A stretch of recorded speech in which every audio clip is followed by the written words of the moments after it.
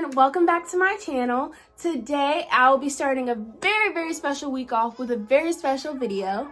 Many of you guys may already know, but today starts free college application week, and I wanted to take this time and make sure that all of those seniors out there are applying to all of these colleges that are offering free applications this week.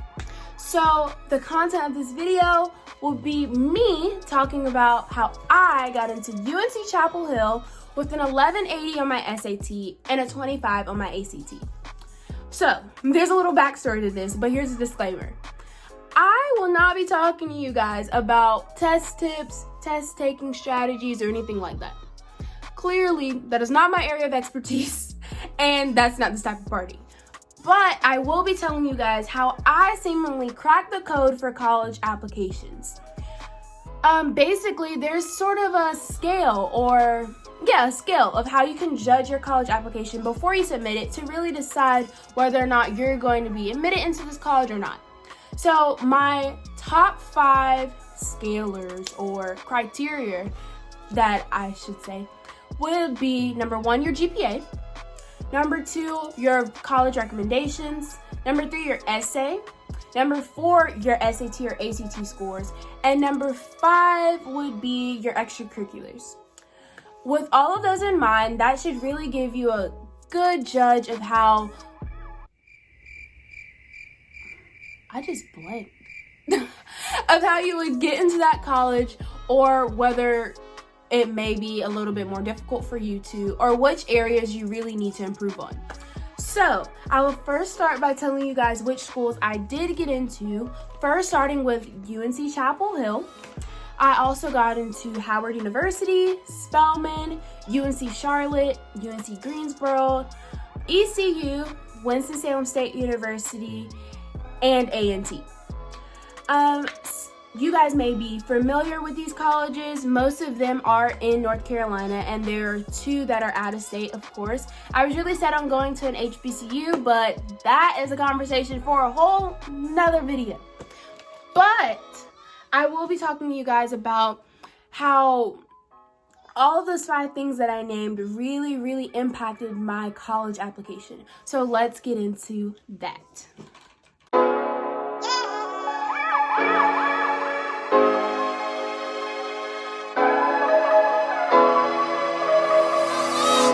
So, first starting with my GPA. So whenever I graduated at my high school, I graduated number 1 in my class. So you may say, well, how in the world did you do that? And you got that, an 1180 and a 25 on your SAT and ACT. Well, guys, test scores doesn't make a person. Like, you can't judge me by my test score. I'm more than a number. So, wait, don't they say that? Anyways, I'm more than my SAT or ACT score, clearly.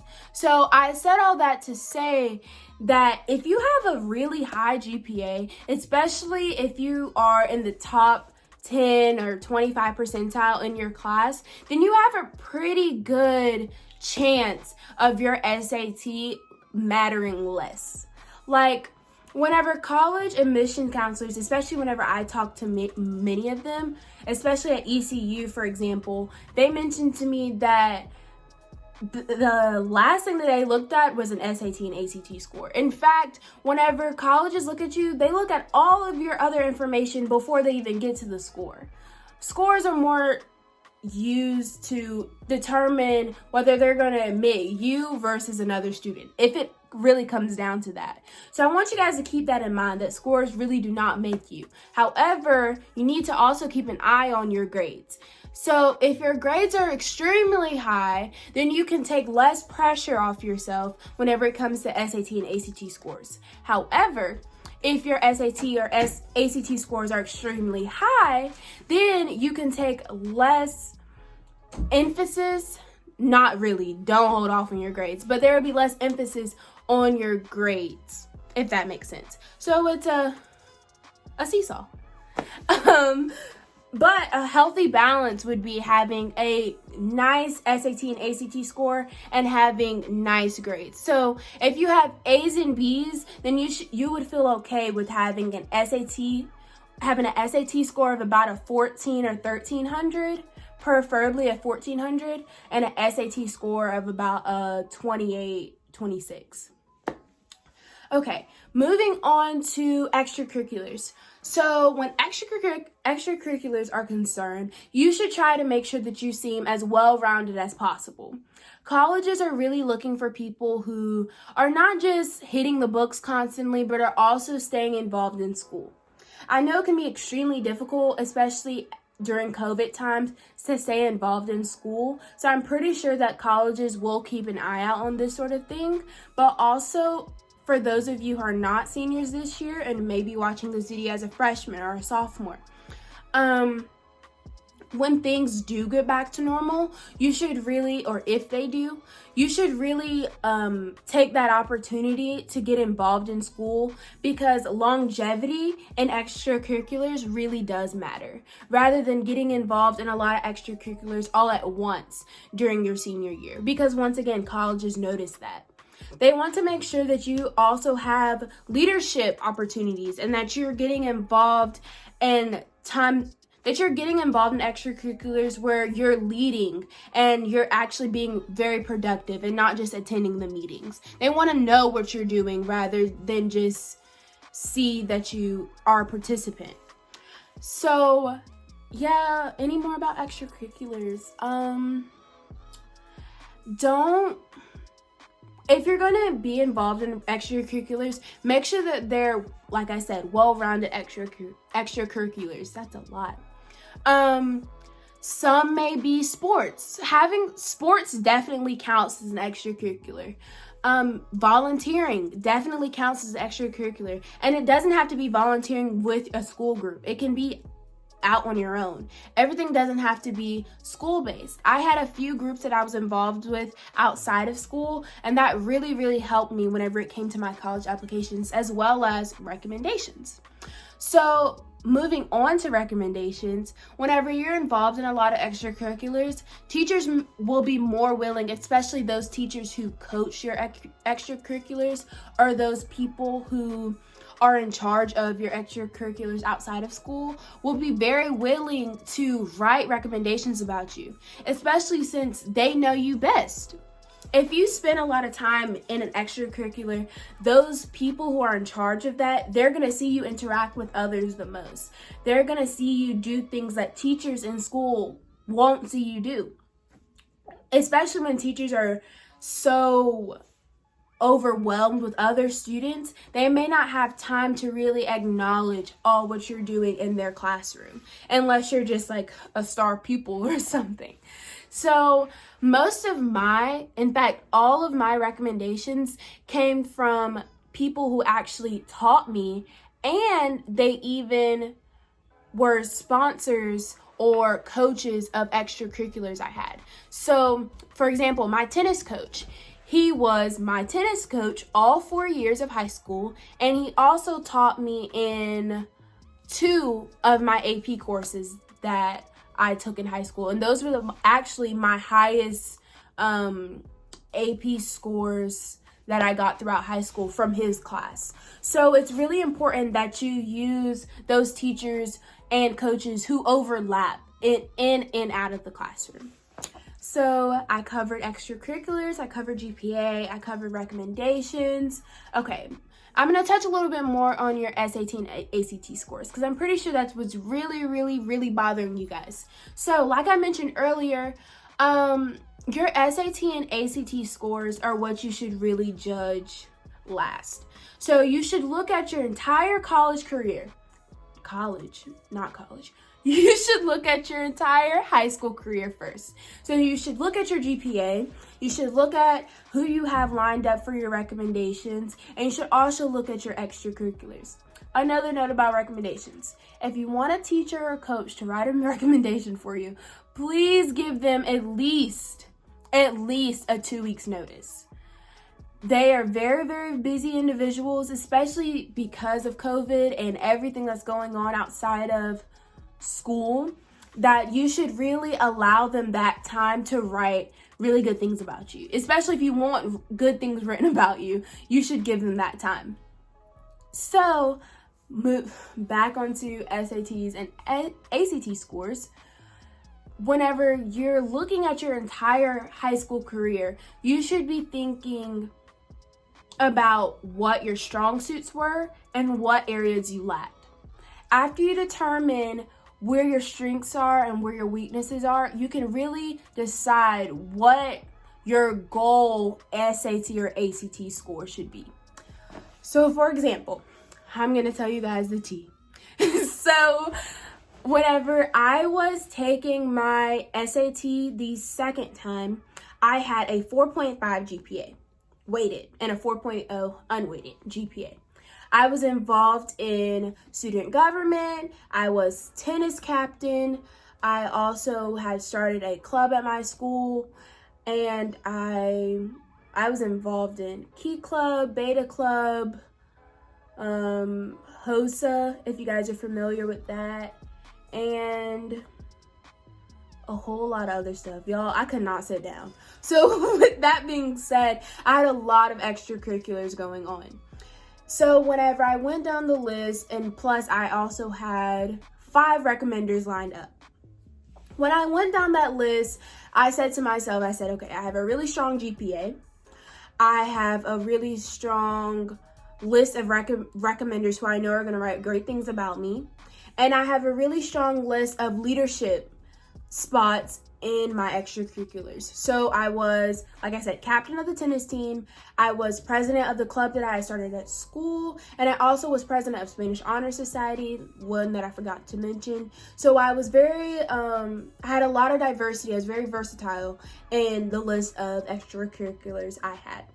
So whenever I looked down that list, I was pretty comfortable where I sat as far as how I looked on paper for my college application. So whenever I thought about this, I put myself kind of in a bracket of the score that I really, really needed to get on my SAT and the score that I absolutely could not get on my SAT.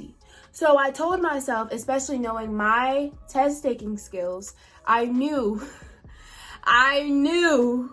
what I was capable of. So my goal, in the very beginning, my goal was a 1400. But after I took it the first time, I was like, I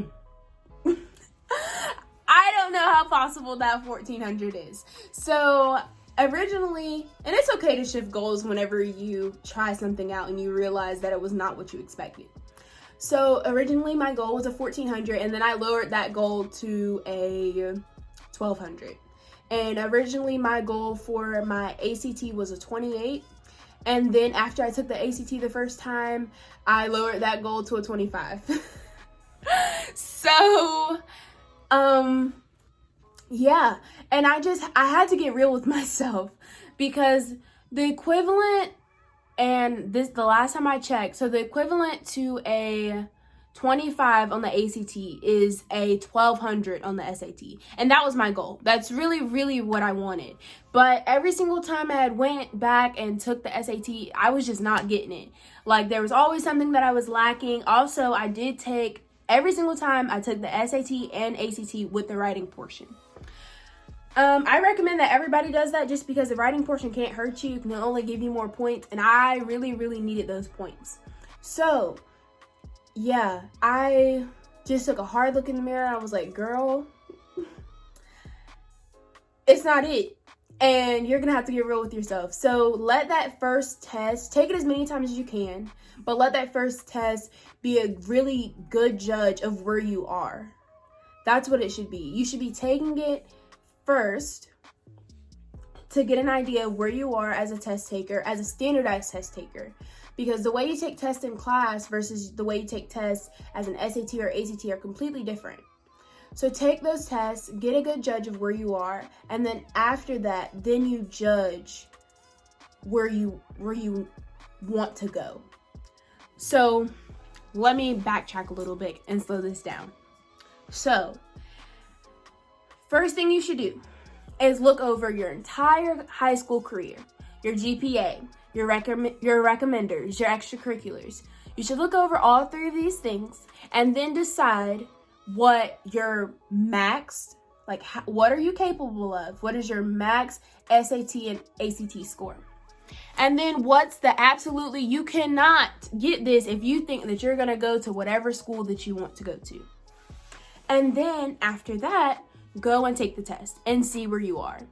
Now, to be honest, you really should fall in between your goal and what you absolutely cannot get and your goal.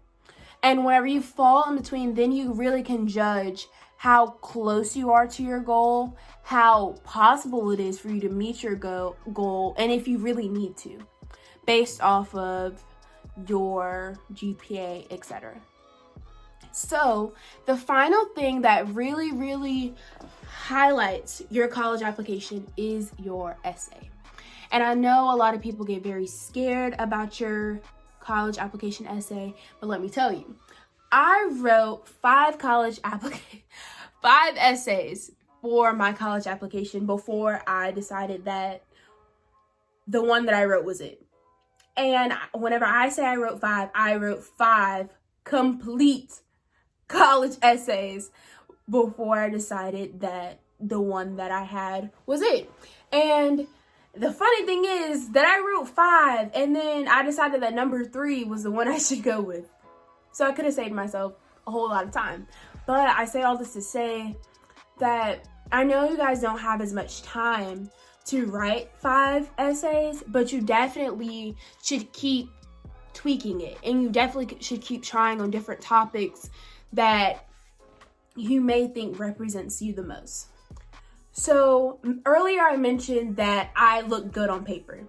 And I meant in that way that whenever you have a high GPA or you have all these extracurriculars, that's what you look like. You look a gold star, whatever. But a college doesn't really know you until you speak. And your way of speaking and your way of telling the college who you are as a person versus who you are as a student is your college essay. I've heard of people writing college essays about so many things. It's ridiculous. And that's what they want. They want differentiation. They don't want to read the same essay over and over. Whenever they give you prompts, I say don't even use them. To be honest, I want you guys to write about something that interests you the most. Write about something that you love, and you're just so obsessed with that you can't get over it. To be honest, if I had the opportunity right now, I probably would write an essay about my favorite show. And I'll be 100% fine with it. They want to see what matters to you. They want to tell them a story, like about an event that really changed your life. That's what I did. I wrote about a time in my life where I had a rather racial experience and how it affected me and how all of its implications, racial implications and whatnot, really affected me as a person and how it shaped the person I am today.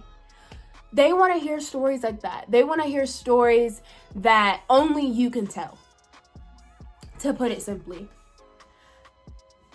If someone were to walk up to you and they would ask you something specific and unique about yourself, what would you say? And whatever that answer is, write about that. Write about something that nobody can say based off of just looking at you. What would you tell someone if you really wanted someone to know something? What would that be about yourself? All of these questions that I'm asking, those should be prompts to really write your college essay. This is what college admission counselors really want to know. I spoke to a college admission counselor at ECU, and she talked to me about how someone wrote an essay about a Dunkin' Donuts donut. Literally. The whole entire essay, 900 words in all, was about a Dunkin' Donuts donut. And you know what?